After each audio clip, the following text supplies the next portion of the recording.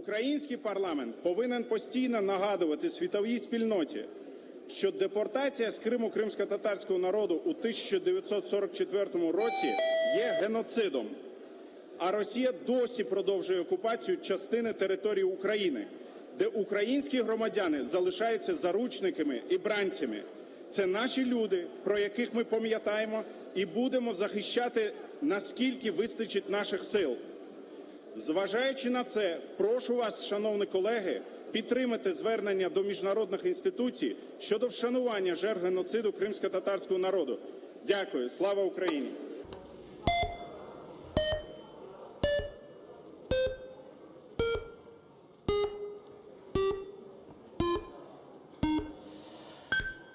За 310 рішення прийнято. Кайдетмеге истемке Рустембей Умеров bu постанованын муэлифлерінден бірі олар. Рифат аға, bu бізге не бере? Bu haberini nasıl kabul etiniz? Şimdi bunu söylemeye isteyeyim ki bu Leyhan'ın etrafında bizim Kırım Tatar milletvekilleri, Kırım Tatar Milli Meclis azaları ve diğer böyle arkadaşlarımız da misal için milletvekillerinin yardımcıları çalıştılar. Devamlı biz bunu çalıştık ve RT'den registrasyondan geçirmiştik. Sağ olsunlar milletvekillerimiz de. Ve bu insanlarımız şimdi isteseler leyha olarak bunu Ukrayna Yukarı Şurası'nın saytında okuyabilirler.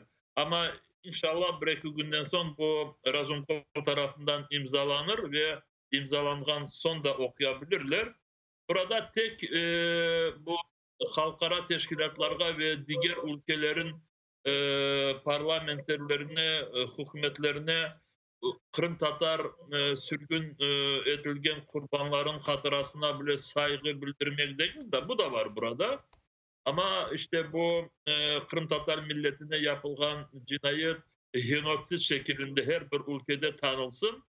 Ama bundan da ziyade şimdi bu kabul edilen beyanatta Ukrayna'nın ve halkara teşkilatların aslı dünyanın o yapacak adımları gösterilmiş.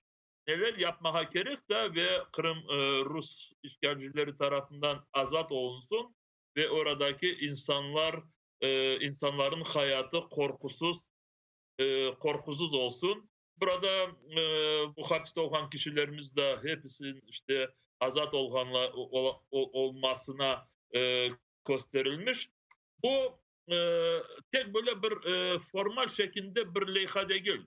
Bu leyhada işte bütün çizgiler ve nasıl yollarının Kırım azat olabilir deyip gösterilmiş ve inşallah bu leyhanın rolü işte bu planlar düzüldüğü vakit buradaki Ukrayna parlamento tarafından kabul edilmiş adımlar bu planların kısımları olabilir. Burada hem yasaklamalar, yaptırımlar, burada hem bu